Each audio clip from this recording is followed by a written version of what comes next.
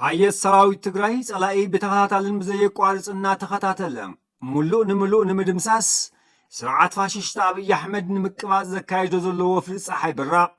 عبيت عوتات يمزق اللوم تخطور دم نو توزنيا سكر ديال خير سكر سلت خدت تيلا كبرت وين تزبان تيلا سلاقي أوفري صحي بالراق زبصحو سعرات نمشفان قدم حزز تبتاتونو سراويتو بمتخخابن توسقتي أغلات فولي حيلم حران فانون ملشان أكيبو أم مسمر مرسا والديان قاشنان بزقبرو فشو الفتنة لعلي عسران شمون تشح سراويت فاششت أبي أحمد الملافنتون كامستدمسسن كامستبتنن كابتوم أزست سراويت تقراي حدز غنى تقرالا يوهانس ولا جورجس جون مديد حبيروم بز حيلي بناتو متحساسبا بناتو متحساسبان بناتو متدراو قيسان ያው ዘለዎም እዮም ክብሉ ዝገብሩ ዝኽእሉ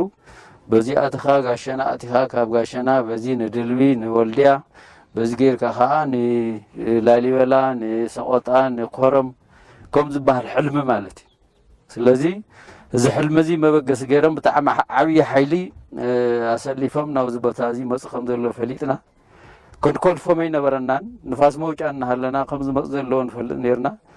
ግን ከኣትውልና ናብ تزدل بوتا خاطو دليا سلازنورنا قصيلنا خسع غاساينا خسع كمر دنگاي بتزدلنا منقدي بنشتي حيل الناس اوتنا اتينا من ابز خبابزي ابز خبابزي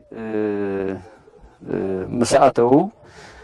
بتي بلانم مسرت يمان صقام نخسامارينا تمعرارينا هلوي تحايلنا خم حدش كافت بوتا ملسنان كالي حيلي بدمرو نزح حيلي زي ملو بملو خطف زخل حيلي بمسلاف ياو رحو تيكر نافتي قرباك نرخوهم كإلا مالتي سلازي عدكم حيلي سوهم ماتريالهم وداوهم بتنتن كبل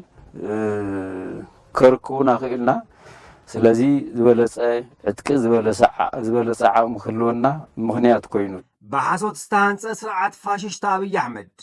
زنازحو بروباغندا حاسوت نهزبي كم دنقار حليفو أزز بحال حقي كم زي بلو زغلت تقرالا يوهانس ولا جورجس جون مديد حي السراوي تقراي أبي استمرت أجزم بوتان أبلع لسألاقي بزكايدو متكعتي عوت مخانو يرد ياو تسرعات أما مساسرة كتسرعات كندق خلوخ مسرت كلو كلهم مسرتو مجبربار حاسوت الناس أره حزبي أبدي مسرته من النزل له سرعتي السرعة حزب مسرته نهزب حقنا ريبورت حقنا خونتها تقلص أيخل بذي مسارات تحجي زغورو وزلو ناي بروباغندا زمچا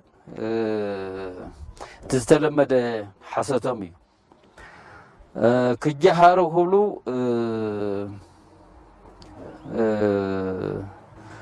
زي ماريخنا زي حزنا تانك حزنا منامني نايبلو نع خنا اسخول خلوخا منم زي ولو بعد زخونه عتق زي ولو عقم زي ولو زول بروباغندا زنزحو النات زغورو ناي حاسوت بروباغندا ناي تسرعت بحري ابزح زوان حي السراوي تግራይ ኣብ መስመር መርሳ ወልዲያን ጋሸናን ዘካይዶ ወፍሪ ብርክት ዝበሉ ኣጽዋራትን ድሩዓት ወታደራዊ መካይንን ከም ዝማረኸ ድማ ካብቶም ኣዘዝቲ ሰራዊት ትግራይ ሓደ ዝኾነ ተጋዳላይ ዮሃንስ ወለ ጊዮርጊስ ጆን መዲድ ኣፍሊጡ ሰራዊት ትግራይ ኣብ ትሕቲ ቁፅፅር ኣብ ዘውዓሎም ከባብታት ክልል ኣምሓራ ኮነ ክልል ዓፋር ምስ ህዝቢ እቲ ከባቢ ህዝባዊ ዘተ ከም ዘሳልጥ ዘሎ ይፍለጥ። በዚ መሰረት ኣባላት ሰራዊት ትግራይ ምስ ነበርቲ ወረዳ ኮን ዘትዮም ኣብቲ ዘተ ዝተረኸቡ ሓደ ኣባል ሰራዊት ትግራይ ህዝቢ ትግራይ ዘካይዶ ዘሎ ቃልሲ ብሄር ዘይፈልን ንማዕርነትን ሓድነትን ህዝብታት ብዓብዩ ድማ ህዝቢ ትግራይ ንምጽናት ንዝወፈሩ ፋሽሽታውያንን ወረርትን ዝምክት ከም ዝኾነን ህዝቢ ኣምሓራን ትግራይን ብሓባር ጸላቶም ክምክቱ ኣተሓሳሲቦም ለእውነት የሚደረግ ትግል ብሄር አይለይም ንሓቂ ዝግበር ቃልሲ ብሄረ ይፈልን እዚ ክትፈልጠለኩም ስለዚ ቅድሚ ሕዚ ሓቢርና ከም ንቃለስ ዝነበርና ኩሉ ዝስተኻኸል ተሃልዩ ሓደ ኮይና ኢና ነመዓራርየን ንቃለስን ኣብ ልዕሊኹም ካብ ዝበጽሕ ወጽዓ ክትላቀቁ ኢና ንደሊ ንሕና ነበርቲ ወረዳ ኮን ብግዲኦም ህዝቢ ትግራይ ንሓቅን ርትዕን ዝቃለስ ህዝቢ ከም ዝኾነን ምስ ሰራዊት ትግራይ ብሓባር ጸላእቶም ከም ዝምክቱን ሓቢሮም ንጹህነት ታኮራለች ውሸትነት ታጨናንቀል ንጹህነት ተኹርዕ ሓሰትነት ተጨናነቕ ንሕና ተሓጒስና ኢና ክቐትልኹም እዮም እንትበሃል ህዝቢ ሲሒቁም ከመይ ገይሮም ተጋሩ እዚ ተግባር ይፍጽሙ እቲ ትምህርቲ ትኽክል እዩ በዚ ክንተኣማመን ኣለና ገብቼ ለማስተማመን ነው እናንተ ትክክል ናችሁ ነው ያበቃው አሁን ስንሰማው ትምህርቱ እውነት የተያዘበት ክርስቲያንነታችን አረጋግጦ የሚሄድ ሕዚ እዚ ትምህርቲ እንትንሰምዖ ሓቂ ዝተተሓዘሉ እዩ ክርስቲያንነትና አረጋጊጹ ዝኸይድ ነፃነት ዝፈቅድ ብጣዕሚ ደስታ ዝህብ እዩ እዚ ትምህርቲ ደስ ዝብል እዩ ኣነ ተቐቢለ ኣለኹ እቶም ነበርቲ ህዝቢ ትግራይ ምስ ኩሎም ብሄራት ብሄረሰባትን ህዝብታትን ኢትዮጵያ ጸረ ደርግ ኣብ ዘካየዱ ብረታዊ ቃልሲ ምስሌነታት ደርግ ንህዝቢ ትግራይ ዘይሽሙ ተግባሩ የጸልሞ ከም ዝነበሩን ሕዚ እውን ተመሳሳሊ ጸለመ የካየዱ ከም ዘለውን ብተግባር ግን ሰራዊት ትግራይ ህዝባዊ ሰራዊት ምዃኑ ከም ዘረጋገጹ ገሊጾም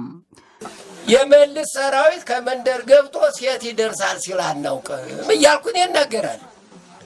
ሰራዊት መለስ ጓላንስቴቲ አይደፍርን እናበልኩየ ዝዛረብ በብሓሙሽተ ኮይኖም ንገዛ ይመጹ እዮም እንተ ዘይብካዮም እንጀራ ይበልዑን ብዙሕ ሓሶት ኢና ንሰምዕ ነርና